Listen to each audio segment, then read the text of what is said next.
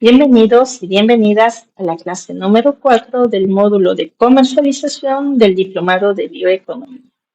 Los objetivos que nos hemos planteado para el día de hoy son el identificar los elementos fundamentales para la clasificación arancelaria de productos de bioeconomía, el interpretar las normas del sistema armonizado y su estructura jerárquica, y el comprender el funcionamiento de los acuerdos comerciales y sus implicaciones en el acceso a mercados internacionales.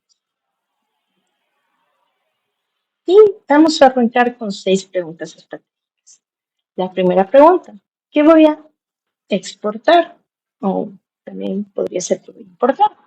Entonces, parece una pregunta obvia, pero implica conocer a profundidad el producto, no solo su nombre comercial, su nombre común, sino también todo respecto a su composición, los ingredientes, los diferentes procesos de transformación, eh, su uso dentro del destino final, la clasificación arancelaria, la presentación comercial dentro del país de destino, si la presentación va a ser en empaques individuales para entrega al consumidor final, si va a ser en polvo, si va a ser en frascos, si va a ser al granel, si va a ser empacado en quintales, si va a ser, entonces, el identificar o esta identificación prácticamente se vuelve crítica para poder determinar si el producto, uno, está permitido o tiene algún tipo de restricción, algún tipo de prohibición, si requiere alguna reestructuración dentro de su etiqueta, si requiere alguna certificación técnica, sanitaria o alguna certificación de origen para poder ingresar a tal o cual mercado, incluso si es necesario, si requiere una cuota de exportación. Entonces, una vez que yo tenga claro que voy a exportar, la siguiente pregunta es, ¿puedo hacerlo? Y este puedo hacerlo lo debemos contestar desde diferentes enfoques. Uno de los enfoques es, ¿puedo hacerlo desde los parámetros legales?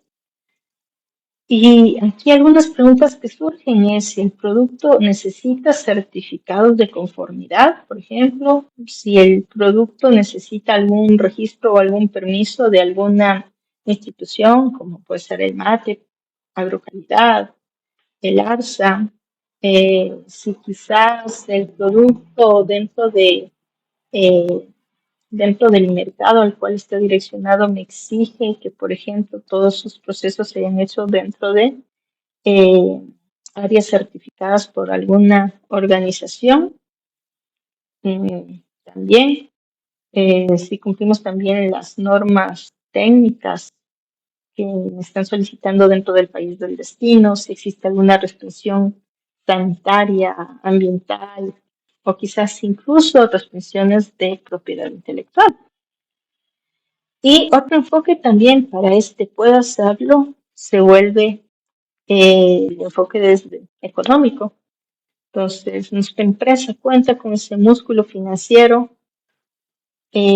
Puedo yo solventar los costos de transporte, los costos de certificaciones, de almacenamiento. Puedo solventar los seguros internacionales. Eh, puedo mantener a mi empresa en caso de que los parámetros de negociación sean de pago contra entrega, por ejemplo, puedo sostener mi empresa este tiempo hasta que el producto llegue a su destino final.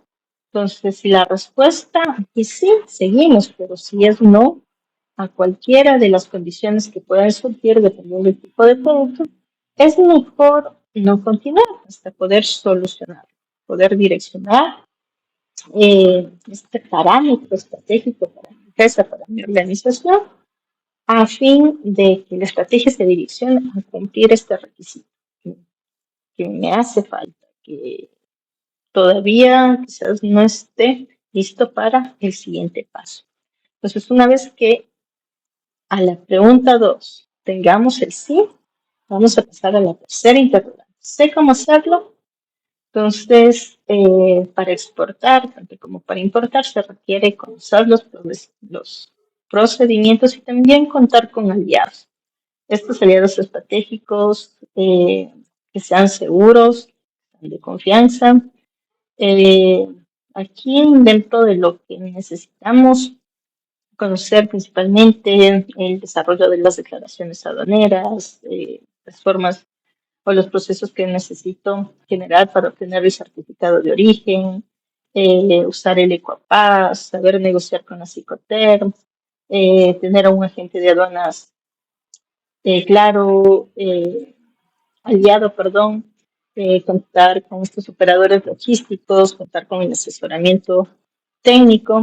Y aquí hay que tener claro que no todo lo podemos hacer nosotros. Entonces sí necesitamos tener un cuerpo aliado y que sea de confianza. Por ejemplo, hoy por hoy, uno de los principales inconvenientes que se está teniendo dentro de las exportaciones en el país es la contaminación. Y la contaminación, por ejemplo, ¿con qué? Con droga. Entonces necesitamos, sabemos cómo hacerlo y contamos con aliados que sean de confianza. Eh, y, y de igual manera, en este, quizás no sé cómo hacerlo aún, pero debo tener claro que quizás debo empezar a profesionalizar a alguien de mi empresa para que asuma estos roles o estas responsabilidades. Ya tenemos por ahí otro eje estratégico sobre el cual podríamos ir trabajando como organización. La cuarta pregunta, si ya he cubierto la tercera pregunta y se ha convertido en un sí rotundo, la cuarta, ¿desde dónde y hacia dónde voy a exportar o importar? Entonces, parece evidente, pero realmente es fundamental el tener claro cuál es el origen y procedencia real de nuestro producto. Y origen y procedencia dentro del comercio exterior no es lo mismo. El origen es donde el producto fue producido o transformado significativamente y la procedencia es desde dónde se envía físicamente. Entonces, aquí podemos tener el caso que un producto X, el 80% de su valor agregado es ecuatoriano, pero el 20% restante eh, tiene una procedencia de elementos que han sido importados al país. Quizás el empaque ha sido importado, quizás ciertos hilos, ciertos componentes hayan sido importados. Entonces, aquí debemos identificar si cumplimos estas normas de origen de acuerdo a las reglamentaciones para cierto territorio. Entonces, conocemos realmente las preferencias, las exigencias del mercado de destino. Tenemos claro qué valoran, eh, hablamos el mismo idioma, tenemos claro los estándares fitosanitarios son exigidos en nuestro país y que quizás en países al cual estamos direccionando son muchísimo más exigentes. Entonces, esta pregunta es estratégica y tiene de cierta manera relación también con la pregunta 1 que nos hicimos previamente.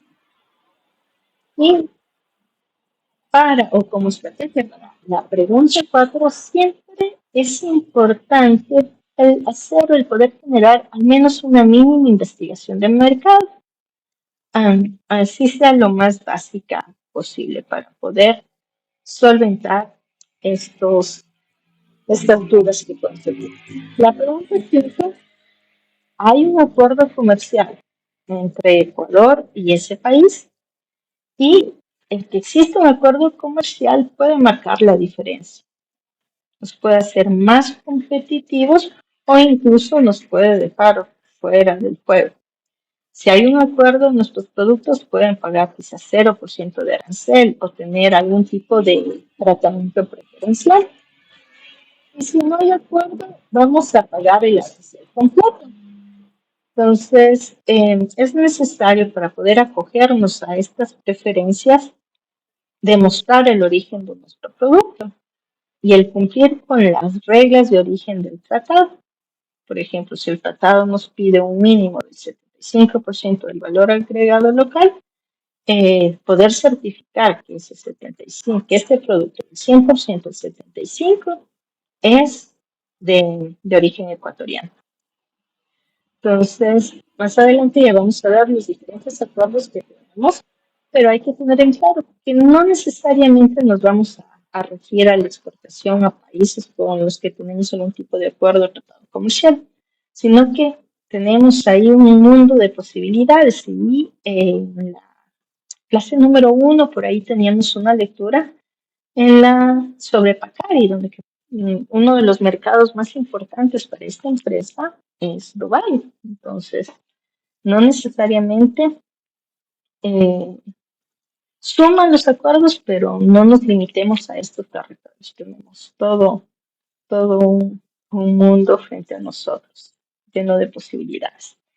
El la sexta pregunta, ¿quiénes son mis aliados? Dentro del comercio exterior nosotros no podemos trabajar solos, debemos identificar eh, nuestros agentes de aduana, nuestros operadores logísticos internacionales, debemos tener claro las organizaciones certificadoras, debemos de identificar a nuestros aliados comerciales, quizá los distribuidores, los importadores, y algo muy importante de igual manera, asegurarnos de que no violemos ningún tipo de propiedad intelectual o algún tipo de derecho de comercialización, asegurándonos de que nuestro producto no esté sujeto a contratos de exclusividad, quizás en el país de destino. Y para esto, ¿qué podríamos hacer? Quizás solicitar a la persona con la que estamos generando la negociación el certificado que confirme estos parámetros. Que quizás no hay contratos de exclusividad, que no se está violando ningún tipo de proceso de propiedad intelectual dentro de este mercado. Aquí vamos a hacer un breve resumen, entonces, de todo lo que hemos visto para el tema de exportación. Entonces, lo más importante es investigar qué quiero exportar e identificar su partida. Verificar los acuerdos comerciales, consultar dentro de la normativa legal, tanto nacional como internacional, si se requiere algún tipo de registro, algún tipo de documento, algún tipo de certificación. Luego, el siguiente componente que lo vamos a hacer el día de mañana, a generar un análisis de costos y de requisitos exclusivos, como por ejemplo empaques, etiquetado, transporte, buscar a estos operadores logísticos, buscar a nuestra gente de aduanas y solicitar las certificaciones de origen, calidad o propiedad, siempre y cuando que se requieran. Entonces, aquí ya tenemos algunos elementos o componentes claros. Y hemos visto de igual manera estas consideraciones, pero también es importante que nosotros veamos estas consideraciones para la clasificación arancelaria. Entonces ya hemos resumido un poco previamente, pero hay que tener mucho cuidado con la clasificación arancelaria. Puede darse el caso que no fue un error voluntario, pero clasifiqué mal al producto que yo quiero exportar. Entonces, esto puede jugarme en contra, puedo tener un grave problema. Puede que de mi país salió normal, pero dentro del país al cual estoy exportando, tenemos complicaciones y no se puede desaduanizar el producto.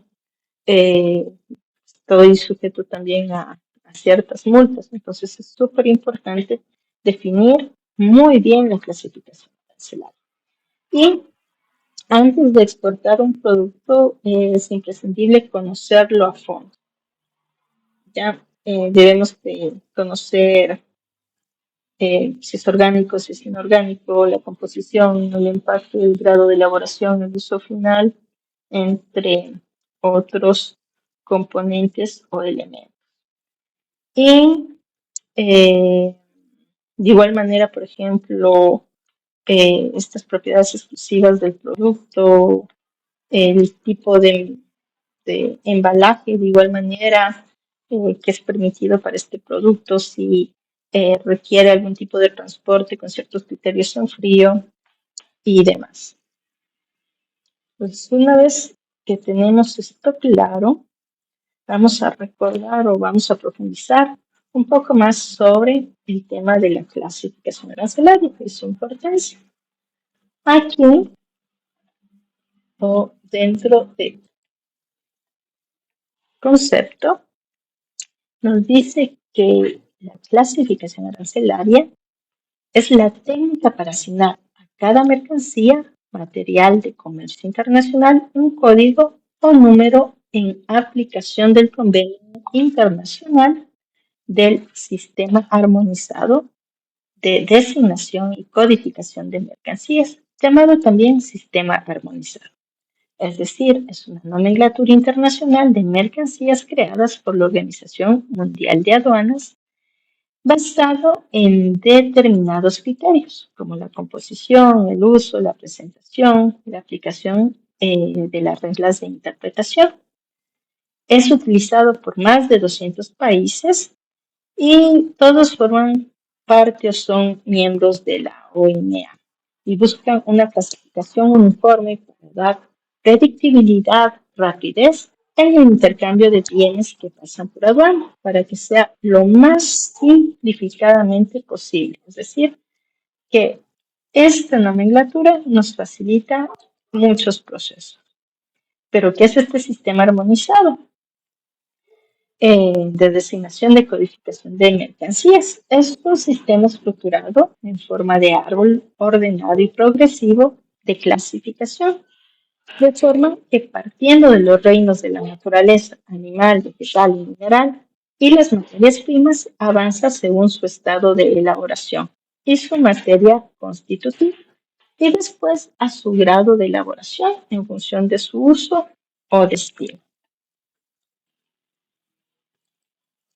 En este cuadro nos permite o nos muestra cómo se descompone el código arancelario.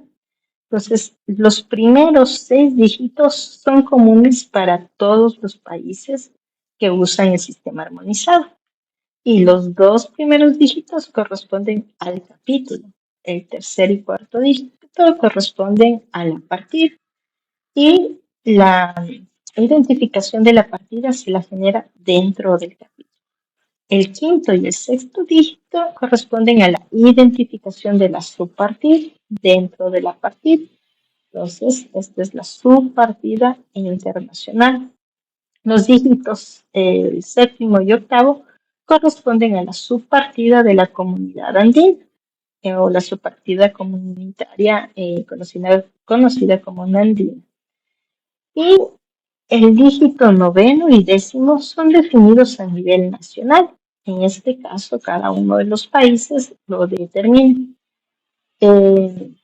Como un dato útil, también se puede usar códigos complementarios y suplementarios, aunque en Ecuador algunos no tienen realmente un uso práctico. Aquí podemos ver estos códigos suplementarios que se utilizarían solo en el territorio nacional, solo en Ecuador, los códigos suplementarios. Entonces, estos 3 primeros, los códigos complementarios, como mencionamos, no tienen todavía un uso práctico diario. Y los suplementarios nos permiten de cierta manera generar algún tipo de diferencias para los productos. Y una vez que hemos comprendido esto, vamos a preguntarnos a ver para qué sirve para qué sirve esta codificación o esta clasificación arancelaria de los productos. o de las mercancías. ¿Por qué es tan importante? Me aporta principalmente predictibilidad en el comercio, me facilita la aplicación de impuestos, tratados, normas sanitarias. También me ayuda en el control estadístico y en el análisis económico de las importaciones y las exportaciones. Y también es importante mencionar que esta nomenclatura sufre diferentes ajustes. De forma periódica se analiza para descartar lo que ya no se comercializa e incluir productos nuevos o propios de desarrollo principalmente tecnológico. Por ejemplo, máquinas de escribir. ¿Quién hoy por hoy está importando o exportando máquinas de escribir? Entonces, posiblemente la nomenclatura o la codificación dentro de la clasificación arancelaria ya ha sido descartada de este componente, de este elemento. También otro elemento que se me pasaba es que también nos facilita los permisos previos y los controles sanitarios o fitosanitarios que debe cumplir cierto producto en un territorio.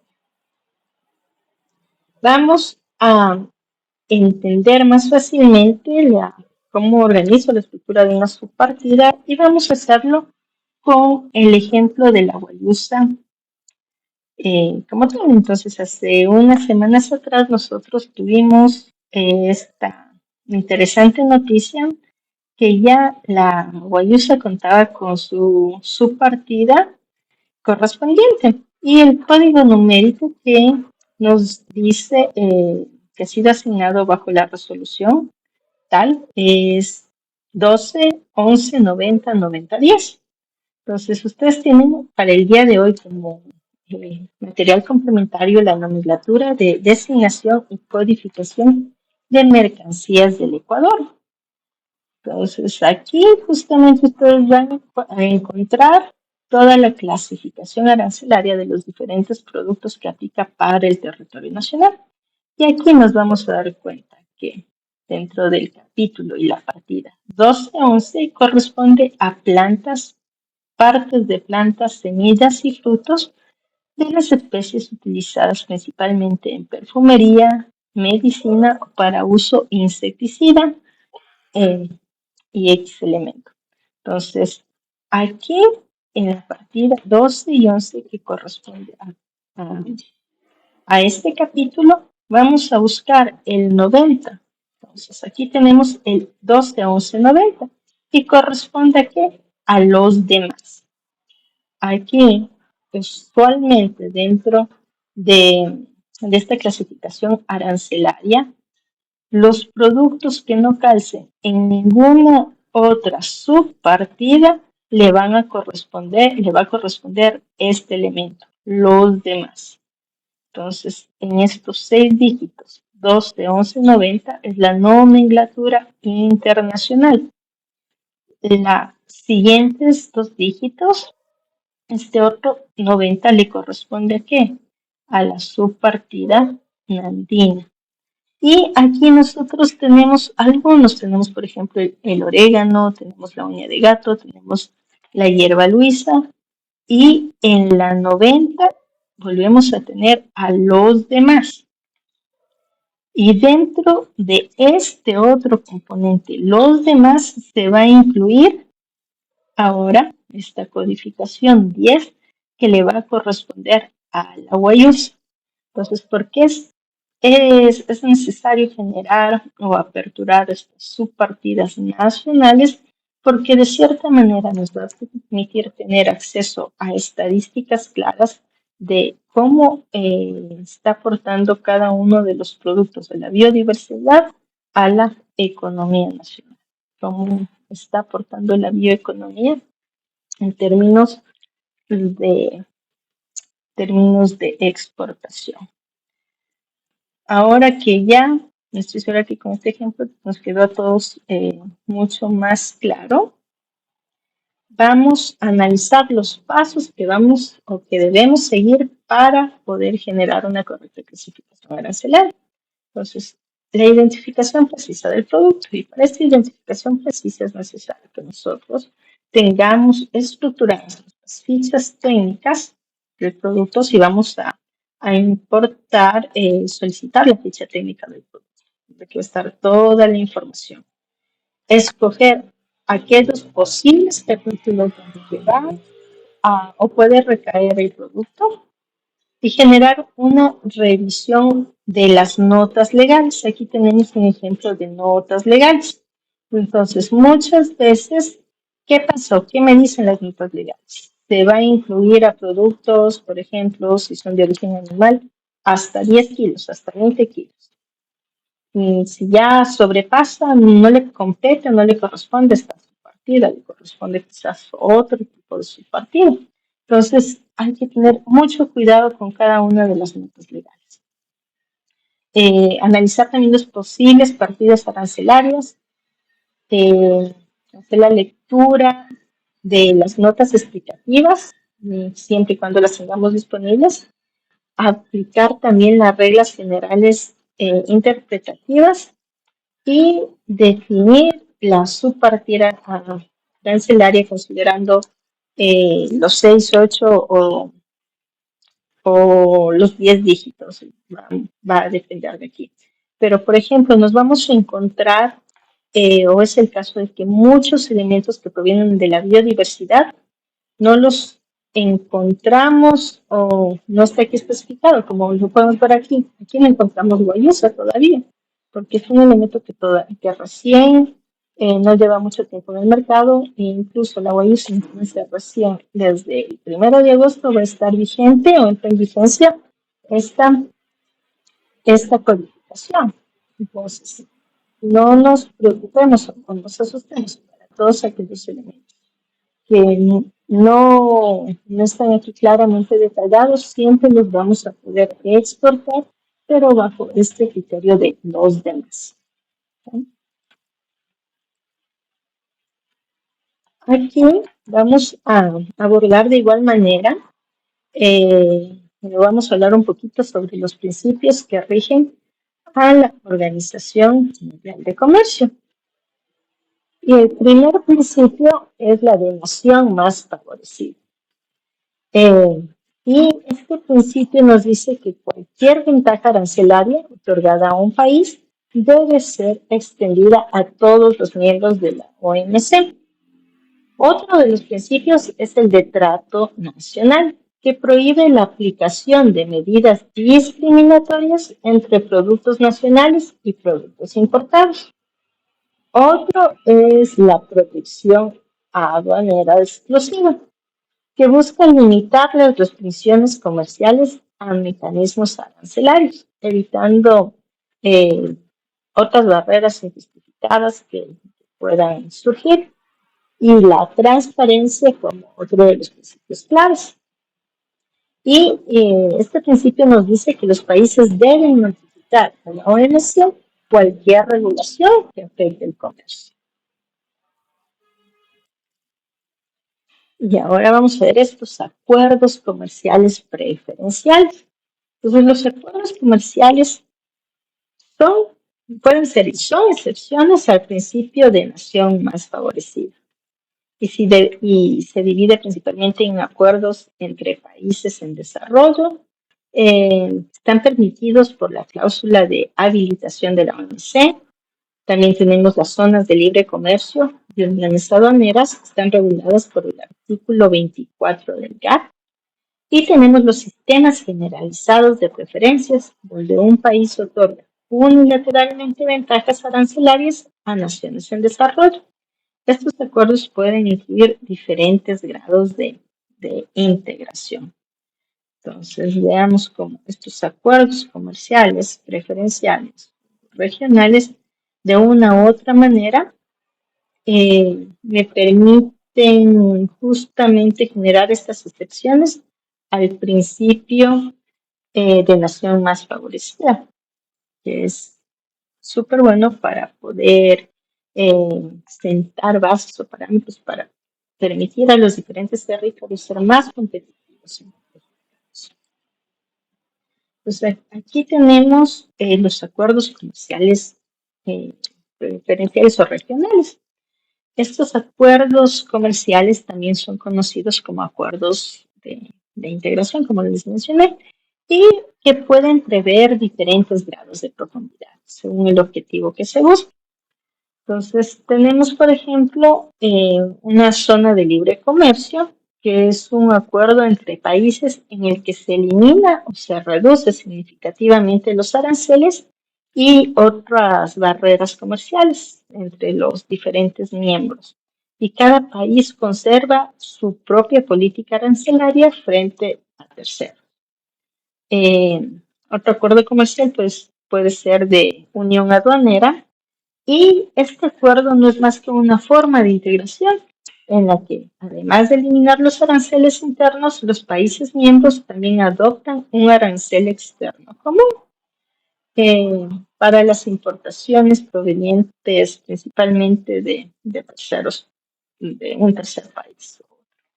Entonces, un ejemplo de unión aduanera, tenemos, por ejemplo, la Mercosur, que funciona como un sistema de unión aduanera al establecer un arancel externo común para las mercancías provenientes de fuera del bloque.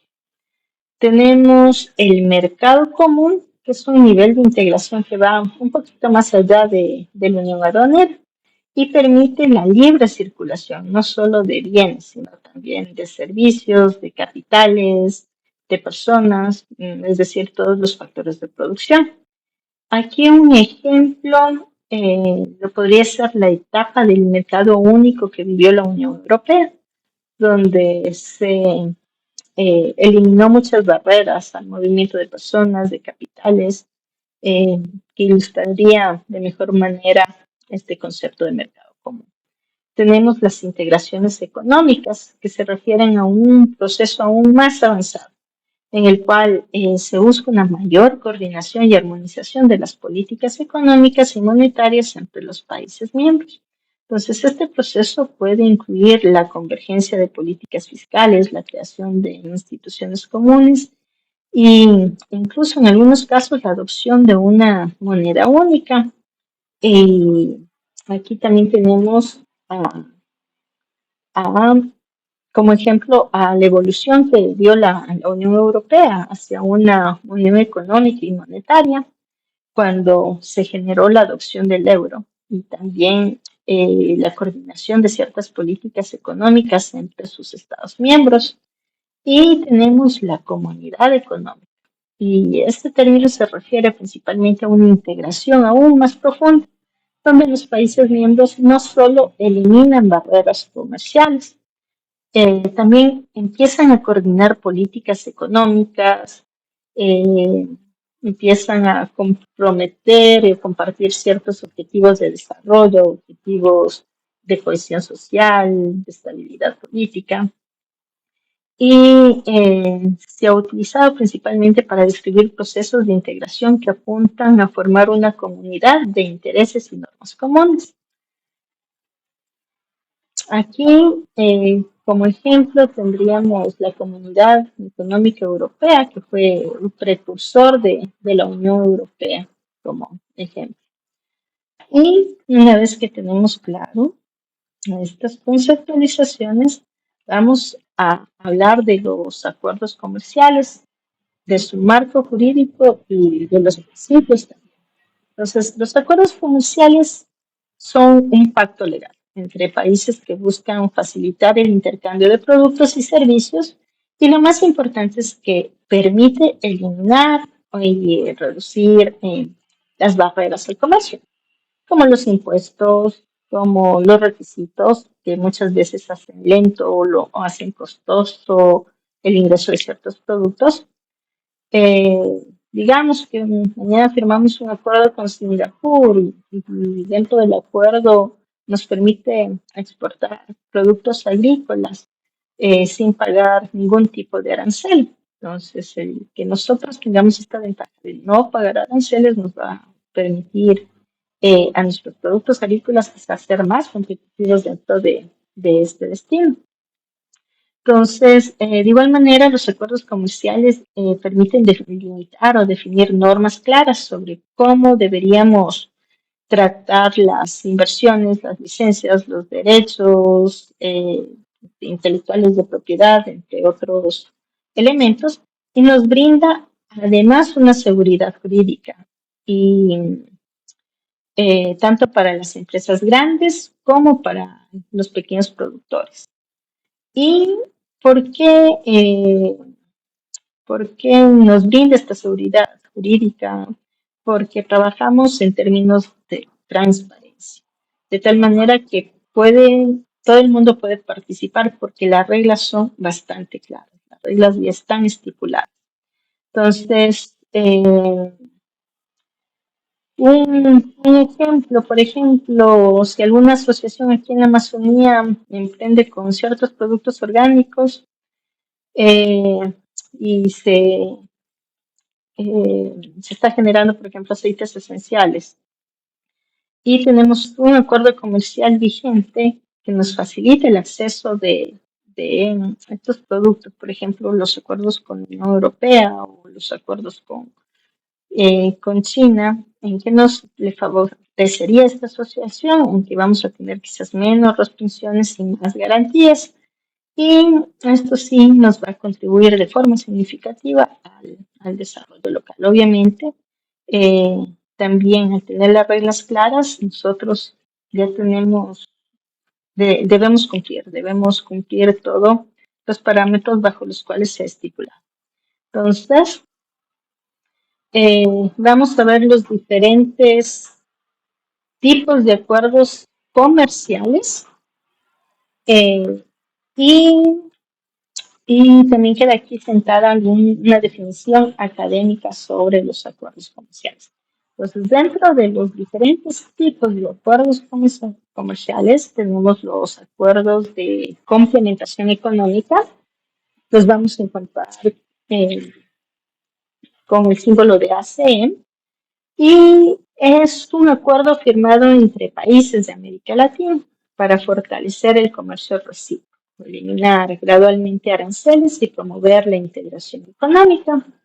Entonces, nosotros, Ecuador, tenemos un acuerdo de complementación económica con Argentina, con Brasil, dentro del marco de la eh, para entenderlo mejor o en palabras simples, este tipo de acuerdo es como cuando dos vecinos acuerdan compartir herramientas y comprar juntos al por mayor al fin de ahorrarse ciertos costos. Entonces, no es un acuerdo total, pero sí nos permite complementar de cierta manera nuestra economía. Luego tenemos los acuerdos de alcance parcial, ANP, que son acuerdos limitados a ciertos productos o sectores específicos. No todos los bienes entran aquí. Y un acuerdo de alcance parcial puede ser firmado por no solo dos países, también pueden estar inmersos más países. Nosotros, por ejemplo, tenemos algunos acuerdos de alcance parcial, tenemos por ahí con Paraguay, que no está solo direccionado para comercializar productos agrícolas con ciertos beneficios arancelarios, o mejor dicho, que es justamente para productos agrícolas con beneficios arancelarios. Y para entenderlo más fácilmente, aquí sería como dos emprendedores que acordamos colaborar, para tener algún tipo de colaboración para la venta de café, pero aquí ingresa solo el café, ningún otro de los productos que cada uno de los emprendedores tenga. Entonces es bastante puntual. Los tratados de libre comercio, que son acuerdos mucho más amplios entre países y que buscan eliminar barreras comerciales en casi todos los sectores, bienes, servicios, inversiones, propiedad intelectual, etc. Entonces nosotros eh, tenemos tratados de libre comercio, por ejemplo, con la Unión Europea, el último con China, y el tener un TLC es como una tarjeta de libre acceso para comercializar sin ningún tipo de obstáculo entre los países firmantes. y es de todos los tipos de acuerdos que existe el más completo y el más ambicioso. También tenemos las uniones aduaneras y mercados comunes, que es una etapa un poquito más avanzada de integración, donde los países no solo eliminan barreras entre ellos, sino que también adoptan un arancel común frente a terceros países y permiten la libre circulación de personas, de bienes y de servicios. Por ejemplo, la Unión Europea, la CAN, donde Ecuador participa. Entonces es como, para entenderlo, es como formar un solo equipo de ventas con el mismo uniforme, las mismas reglas y un mostrador compartido ante el mundo. Y tenemos también los acuerdos multilaterales bajo la OMC, que son los compromisos globales que son aceptados por los miembros de la Organización Mundial de Comercio y que garantizan de cierta manera un comercio más justo, más predecible a nivel mundial. Aquí van a estar todas las reglas para poder evitar subsidios injustos y también todos los casos para resolver disputas comerciales o para proteger la propiedad intelectual en todos los países miembros. Entonces, es como un reglamento internacional para todos los jugadores del comercio mundial que va a garantizar que todos respeten las mismas normas básicas prácticamente. Y todos estos acuerdos hay que tener algo muy en claro. Ayudan a que los productos amazónicos tengan más oportunidades de llegar a los mercados internacionales con menos trabas, con mejores condiciones. Y el que nosotros entendamos estos acuerdos es clave para poder aprovechar los beneficios que traen. Aquí les traje un mapa. Aquí tenemos el mapita con todos los acuerdos comerciales vigentes del Ecuador. Y de igual manera, aquí hemos traído links que les direccionan a todos y cada uno de los acuerdos comerciales que mantiene el país. Tenemos el acuerdo comercial de Cartagena, el CAN, que fue firmado por Bolivia, Colombia, Ecuador, Perú. Es de tipo de unión aduanera de la comunidad andina y su objetivo principal fue integrarnos regionalmente mediante libre comercio de bienes, políticas comunes y movilidad laboral. Aquí, algunos de los beneficios claves que nos trajo para Ecuador es el de exportar e importar a estos países ciertos productos sin aranceles y, y entre otros elementos interesantes. Tenemos también el acuerdo comercial parcial con Cuba. Aquí este acuerdo tuvo como objetivo el promover el intercambio de productos seleccionados con preferencias arancelarias y como beneficio clave nos permitió tener reducción parcial de aranceles para productos como conservas, medicamentos, ciertas frutas. Tenemos el acuerdo de alcance parcial de igual manera con México, que nos facilita la exportación de productos industriales y agrícolas. Y tenemos aquí ciertas condiciones preferenciales de acceso a ciertos productos. Tenemos también el acuerdo de complementación económica, la Mercosur. eh, Aquí está también Brasil, Argentina, Uruguay, Paraguay. Y su objetivo fue de promover el comercio con ventajas arancelarias escalonadas y reglas de origen claras. Y dentro de los beneficios claves, la diversificación de exportaciones hacia este bloque con cierto acceso preferencial. Tenemos un acuerdo comercial bilateral con Chile y su objetivo estaba ligado a la liberalización progresiva del comercio de bienes y servicios. Y dentro de los beneficios tenemos arancel cero para más del 90% de los productos ecuatorianos. También tenemos un acuerdo de alcance parcial con Guatemala, tenemos un acuerdo comercial multilateral con la Unión Europea Y esto es súper importante para los productos de la bioeconomía. Y el objetivo de este acuerdo fue justamente el de dar acceso preferencial a bienes y servicios ecuatorianos a este importante mercado internacional. Y aquí, dentro de los beneficios claves, tenemos un arancel cero para productos estratégicos, entre ellos el banano, las flores, el atún, el cacao, entre el café, entre otros. Tenemos también un acuerdo de alcance parcial con El Salvador, tenemos un acuerdo de asociación económica integral. Este es con Suiza, Noruega, Islandia y otro país que no recuerdo el nombre y cuyo objetivo fue justamente el de facilitar el comercio con países desarrollados no miembros de la Unión Europea. Y dentro de los beneficios, de igual manera, aranceles reducidos o incluso eliminados. eh, También incluyó temas de propiedad intelectual, incluyó eh, algunos otros beneficios bastante interesantes. Tenemos también un acuerdo de continuidad con el Reino Unido. Entonces, en el momento que el Reino Unido deja de ser parte de la Unión Europea, se firma este acuerdo a fin de mantener los beneficios que se mantenían con el acuerdo de la Unión Europea, pero ahora de una forma bilateral. Y está direccionado para las exportaciones de productos estratégicos del territorio nacional, el banano, el camarón, el cacao, las flores, con un arancel cero.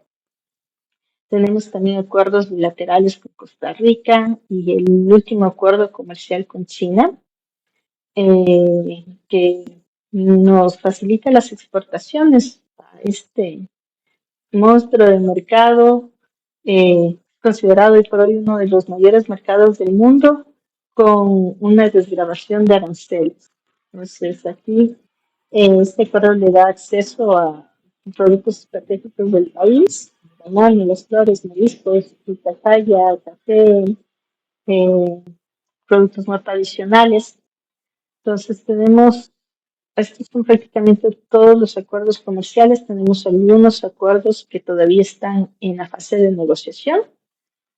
Y como les mencionaba anteriormente, nos ayudan los acuerdos comerciales, pero también tenemos muchos mercados bastante interesantes a nivel mundial que quizás no contamos con un acuerdo comercial, pero que tienen bastante interés en los productos ecuatorianos. Entonces, dentro de todo esto hemos estado hablando de, a ver, me reducen las tasas arancelarias o hay de gravamen de los aranceles o desgravación de aranceles a través de los acuerdos, pero es importante tener claro que esta desgravación de aranceles se la va generando por categorías. Entonces, por ejemplo, si un producto, vamos a ver acá más fácilmente, tenemos este producto que entra dentro del cronograma de desgravación en la categoría 3, que nos dice dentro del acuerdo, cómo que estipula. Se permite la importación libre de aranceles aduaneros a los códigos varios vinculados a las partidas 0207, carne y despojos comestibles de aves de las partidas 0105, frescos, refrigerados o compilados, para una cantidad total conjunta de 300 toneladas métricas al año, desde la entrada en vigencia del acuerdo y la cantidad en 15 toneladas métricas al año 1 de enero del año subsiguiente. Entonces veamos que aquí en este cronograma ya me estipula de este producto, estas son las partidas, supe, este beneficio e incluso estipula las cantidades que van a tener este beneficio. Entonces, ¿por qué los países hacen esto? Posiblemente tu negocio en función del déficit de, de producción que tengo dentro de mi país, pero si te doy mayor número de toneladas, puedes estar afectando mi economía, la economía de mi territorio. Entonces, dentro de los procesos de negociación, queda estipulado. Yo acepto 0 aranceles, 300 toneladas. El resto de producto que sea importado para mi país, pues no va a tener esta reducción arancelaria. Pero aquí nos habla de una desgravación y también aquí me dicen que, que bueno, aquí solo me está dando las cantidades, pero por aquí, o dentro de la categoría 3, perdón, tenemos dentro de la categoría 3, nos dice que los aranceles se eliminan en 3 años, conforme lo previsto en el cronograma de la lista arancelaria. Entonces, dentro de las categorías nos dice cómo y cuándo cómo, en qué tiempo o de qué manera se hacen o se hace este tipo de beneficios. Entonces, incluso hay categorías que me dan una pauta de que este producto no sufre ningún tipo de, de, eh, de beneficio arancelario en 3 años, pero en 3 años nos volvemos a reunir y analizar para ver qué ha pasado, cuál es la dinámica dentro del mercado, para quizás integrarlo o no. O incluso se puede negociar para que cierto producto ingrese a un territorio por cierto periodo de tiempo y pasado este cierto periodo de tiempo se hace una evaluación. Si continúa, si se aumenta su cupo de importación, si se reduce y demás. Y aquí tenemos una previsión de la lista de desgravación.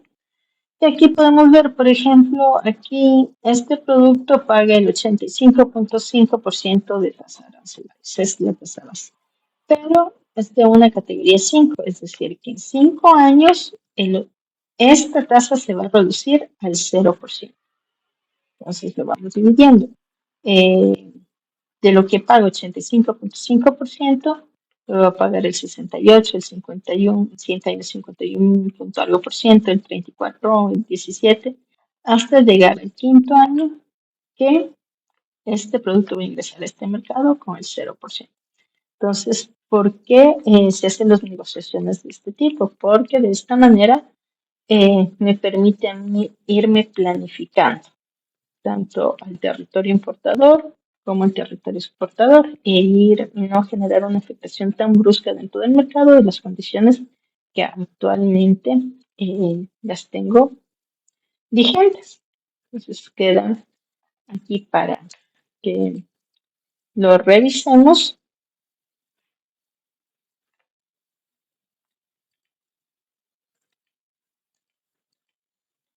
y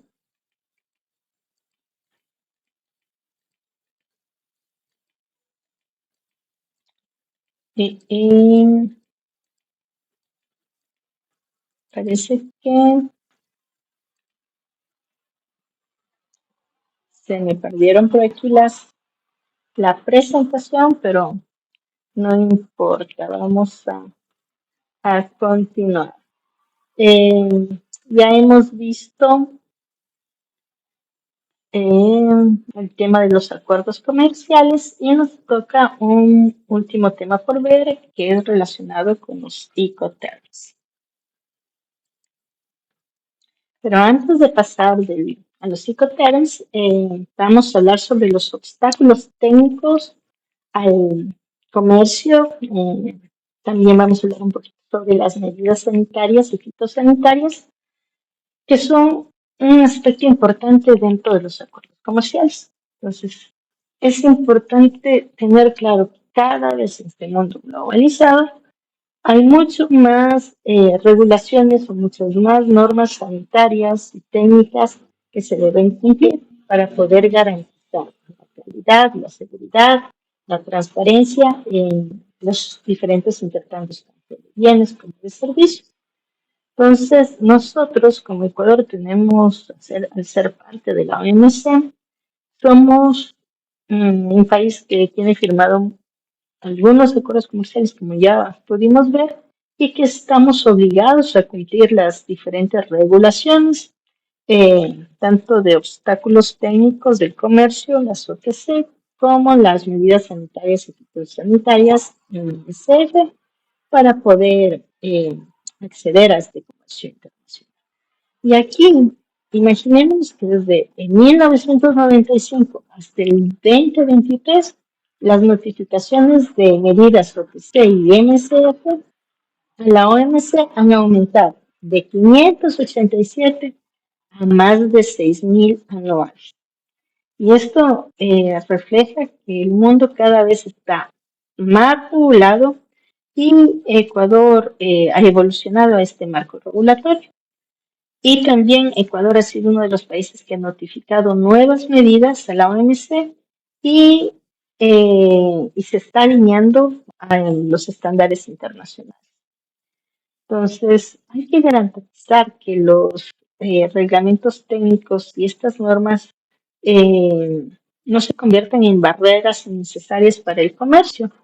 Y para ello nosotros debemos seguir ciertos principios claves, la verdad. Entonces, la primera, la no discriminación, que esta regla o este principio habla de que la misma normativa para productos nacionales debe ser aplicada para los productos importados. No podemos pedirle a un producto importado una regulación que no le estamos pidiendo a un producto similar que sea de origen nacional. Entonces, también la armonización es otro de los principios claves. Debemos basarnos en normas internacionales, la transparencia, que es notificar a la OMC antes de implementar cualquier tipo de medida o regulación, y también el evitar obstáculos innecesarios, regulaciones no justificadas o regulaciones justificadas en objetos legítimos, solo esas sí son permitidas, como por ejemplo la protección de la salud, la seguridad, información que requiere el consumidor. Entonces, estas medidas sanitarias o fitosanitarias, las MSF, también van a garantizar que las regulaciones sanitarias protejan la salud pública y también protejan la salud agropecuaria, pero sin que se conviertan realmente en barreras comerciales.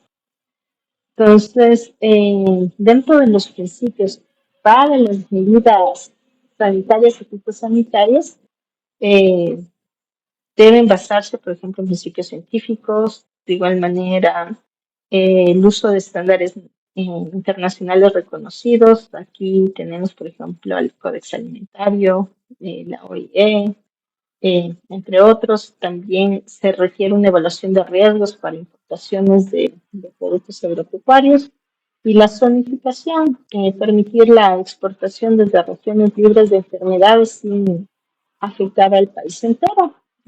También son consideraciones que debemos tomar en cuenta. Entonces, dentro de las OTS y las MCF, nosotros tenemos normas técnicas y tenemos reglamentos técnicos. Las normas técnicas son voluntarias y establecen estas directrices formales, mientras que los reglamentos técnicos son obligatorios y tienen una característica precisa, son obligatorios de quien nos muestra cuáles son estas características de los productos, de los procesos.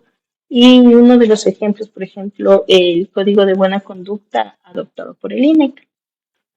Los procedimientos de evaluación de la conformidad también son otro elemento. Y estos procedimientos nos garantizan que los productos cumplen con los reglamentos técnicos establecidos.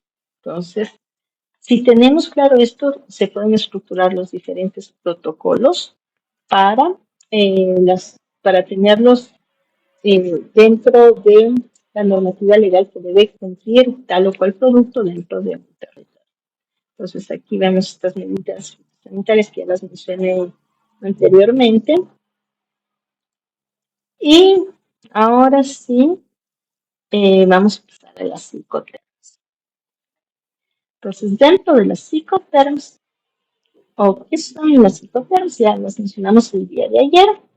Es un término estandarizado por la Cámara de Comercio Internacional y que determina principalmente quién asume los costos, quién asume el riesgo, quién se carga de los trámites logísticos, aduaneros y quién se carga de los seguros desde el punto de origen y el punto del destino final. Entonces, el día de ayer teníamos este gráfico que les decía que el comprender este proceso nos va a facilitar entender a las psicoterapia. Entonces, las psicoterapia se dividen en 4 grupos. Les dejé un documento, en este documento les divide a la psicoterapia en 2 grupos y la clasificación en el documento que les dejé como complementario está ligado, relacionado a la modalidad de transporte. Pero aquí, en función de estos 4 grupos de clasificación, los vamos a analizar el día de hoy. Dentro del grupo E tenemos a la X-Work, son las más utilizadas dentro del territorio nacional. El grupo F, la CPCA, la PASCO, el grupo D, DAP, DPU, PDP, el grupo C, la CRF, CIP, CPT, ¿sí? Y vamos a comprenderlas a cada una de estas normas que nos permiten nosotros generar procesos de negociación. Entonces, las ex-work o en fábrica, ¿qué significa? Significa que el vendedor entrega la mercancía en el establecimiento, es decir, en la fábrica, y el comprador asume todos los costos y riesgos desde que recoge la mercancía y el vendedor no se encarga de ningún proceso de verdad. Entonces, aquí en todos estos gráficos vamos a ver que todo lo que hace el vendedor lo vamos a encontrar con azul, todo lo que hace el comprador lo vamos a encontrar con este naranja y los procesos que pueden ser compartidos, que lo hacen los dos o lo hace uno de los dos, lo vamos a encontrar con verde. Entonces aquí todo en este proceso logístico no vemos nada de verde, implica que el vendedor le entrega en dónde, le entrega en la fábrica. ¿A quién? Al comprador. Y el comprador se encarga del proceso logístico de transporte hasta la zona primaria, aduanera, todos los trámites aduaneros y demás, todos los seguros y todo. Entonces, aquí, con este tipo de exportación, yo llego hasta este proceso como vendedor. Vamos al grupo F. Aquí tenemos la FCA. ¿Y qué significa el líder de transportista? El vendedor aquí entrega la mercancía a un transportista designado por el comprador y el vendedor realiza el despacho de exportación y entrega la carga en el punto acordado, o sea, el puerto, el terminal o el depósito.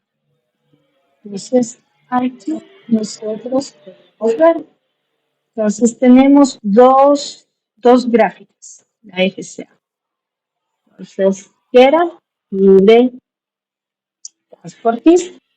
Yo, como vendedor o exportador, ¿dónde dejo la carga? Puedo dejar la carga. O subida en el transporte o la puedo en el transporte que sea contratado por el comprador o le dejo en donde, en el puerto, terminal, depósito, ¿ya? Entonces veamos aquí la diferencia con Xwork. Aquí la carga yo la entrego en mi fábrica, acá la carga la entrego en el transporte ya subido, es decir, que aquí ya tengo que considerar los costos de estibaje, por ejemplo. Perdón, los costos de carga, ¿ya? Y de aquí, desde la entrega de la mercadería, ¿quién se hace cargo? El comprador. Tenemos también dentro del grupo F el FAS y el FOB, pero aquí el FAS y el FOB, aquí nosotros podemos ver estas imágenes. El transporte que utiliza es marítimo o a través de vías navegables interiores. Entonces, el FAS, libre al costado del buque, el vendedor entrega la mercancía al costado del barco. El comprador va a asumir riesgos y costos desde que la carga está junto al buque en el puerto de origen. Y se utiliza bastante para mercancías al granel principalmente. Entonces, aquí yo como, ¿dónde está mi carga? Al lado del buque. Yo como vendedor asumo los costos y los riesgos hasta llegar a este punto. De aquí en adelante los riesgos, costos y demás lo tiene que asumir el comprador. Y FOB, el vendedor, eh, aquí el vendedor debe contratar, eh, debo contratar o debo entregar la carga en donde, en el barco, en mi puerto de origen. Y a partir de aquí, el riesgo y los costos son del comprador. El vendedor realiza el despacho de exportación y es muy común en comercio marítimo tradicional. Tenemos la CFR dentro del grupo C. Entonces, de aquí de igual manera nos damos cuenta que la CFR y la CIF son a través de qué tipo de o medio de transporte marítimo o vías navegables. Y el CFT y el CIF son a través de estos otros medios de transporte o medios de transporte que son multimodal. Entonces, con el costo y flete en el CFR, el vendedor paga el flete. ¿Hasta dónde? Hasta el puerto de destino. Pero el riesgo se transfiere al comprador al subir la mercancía al buque y no incluye seguro. ¿Ya? Entonces, aquí, la CFR, aquí puedo ver que yo, como vendedor, asumo el riesgo o hasta aquí, hasta subirle la mercancía al buque. O también, si le incluyo el seguro, hasta aquí, ¿no? Hasta que el buque llega al puerto de destino. Y cuando hablo de la CIF, costo y flete, es bastante similar a la CFR, pero aquí el vendedor también contrata el seguro marítimo. Entonces el vendedor cubre el transporte y el seguro mínimo ¿hasta dónde? Hasta el puerto de destino. El riesgo se transfiere cuando al, al embarcar. ¿Ya? Entonces aquí tenemos costo, riesgo. Aquí el riesgo es hasta este punto le corresponde al vendedor y el riesgo lo asume desde este punto el comprador. Y aquí el seguro lo paga quien lo está pagando el vendedor. Los costos lo asumo hasta este punto quien el vendedor. Los riesgos los asume hasta este punto el vendedor, pero de aquí en adelante los riesgos lo está asumiendo quien el comprador. Fácil. Vamos ahora con la CPA, pagado, transporte pagado hasta. Aquí el vendedor paga el transporte hasta el destino. Entonces yo, vendedor, he pagado el transporte hasta dónde? Hasta el destino. Y el riesgo se transfiere al comprador una vez entregado al transportista. El seguro lo asume ¿quién? El comprador. Entonces aquí, la CPA. Los costos, ¿quién los asume? El vendedor. Los costos desde que sale de fábrica hasta que llega al destino. Los riesgos lo asume ¿quién? El comprador hasta que se sube el transporte. Pero de aquí en adelante los riesgos los asume ¿quién? El comprador. El seguro debería ir por cuenta de quién? Del comprador. Tenemos los CIP, transporte y seguro pagado hasta. Entonces es igual al CPA, pero aquí el vendedor también contrata el seguro. Y es el ICOTER con mayor obligación del vendedor entre los multimodales. Y el seguro en este es obligatorio. Aquí vemos que en el CPA el seguro no es obligatorio, pero aquí en el SIC el seguro sí es obligatorio. El seguro, ¿quién lo paga? El vendedor. Los riesgos, ¿quién los está asumiendo? El comprador. Los costos hasta que llega al destino, ¿quién los cubre? El vendedor. Y con esto hemos acabado la psicoterm del grupo C. Y tenemos la psicoterm del grupo B. Entonces, aquí tenemos las tab. Entregado en el lugar, el vendedor aquí entrega la mercancía en el país del comprador, lista para ser descargada. Entonces aquí el vendedor asume el transporte, los riesgos, los trámites hasta el destino, pero no realiza el despacho de la importación. Entonces, costos y riesgos, ¿quién lo asume? El vendedor. ¿Quién lo asume? Todos los costos relacionados con el despacho de importación. Tenemos la DPU. Entonces aquí, similar a la DAP, pero el vendedor también debe descargar la mercancía. Entonces no solo la dejo aquí, también la tengo que descargar. Y aquí es el único total que exige el vendedor realizar la descarga. Y de igual manera no incluye la aduana de los cargos aduaneros de importación. Y tenemos el DDP.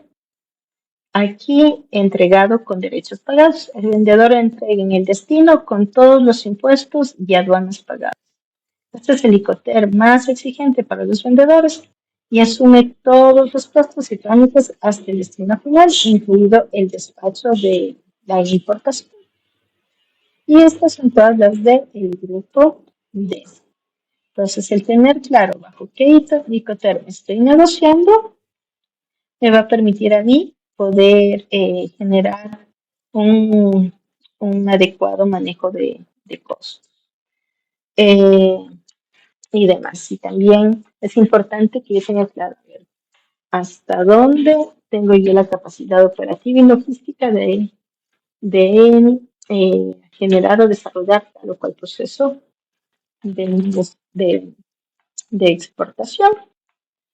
Dentro de las estrategias del negocio y gestión de ventas en el contexto de la bioeconomía, con todo lo que hemos visto, que nos deja como lecciones que debemos investigar la normativa y los valores del país importador hasta adecuar la propuesta comercial y el discurso de negociación, que debemos implementar también buenas prácticas agrícolas de manufactura para asegurar la calidad de nuestro producto y esto nos va a permitir, uno, reducir costos y respetar los estándares internacionales y no tener ningún tipo de inconveniente para que nuestro producto pueda ingresar a cualquier mercado. También como una estrategia clave para la comercialización es que empecemos a participar en ferias internacionales, que empecemos a visibilizarnos en estas plataformas de comercio electrónico especializadas, empecemos a generar redes de comercialización verde, no solo a nivel local, sino también a nivel nacional y con proyección internacional. Y evaluar constantemente el desempeño de las exportaciones. Debemos empezar a ajustar nuestros procesos de producción, nuestros procesos de promoción para poder cumplir estas exigencias dentro de los mercados internacionales y poder garantizar la satisfacción del cliente. Esto es todo para la clase del día de hoy. El día de mañana vamos a tener ejemplos prácticos y revisión de algunas plataformas que me van a facilitar los procesos de comercialización. Que tengan un bonito resto de semana.